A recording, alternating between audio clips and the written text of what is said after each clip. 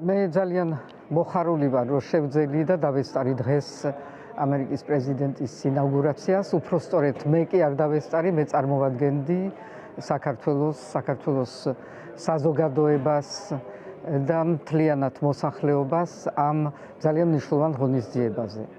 მნიშვნელოვანი იმიტომ, რომ საქართველო უნდა ყოფილიყო წარმოდგენილი როგორც ამერიკის დიდი ხნის პარტნიორი, სტრატეგიული პარტნიორი. 30 წელია რაც ამერიკა საქართველოს ეხმარება თავის სახელმწიფოს მშენებლობაში და ჩვენ ვართ ნამდვილი ორი მეგობარი, რომელიც ასეთი გამოხატულება იყო საჭირო, რომ მე დავესწარი დღეს ამ ღონისძიებას.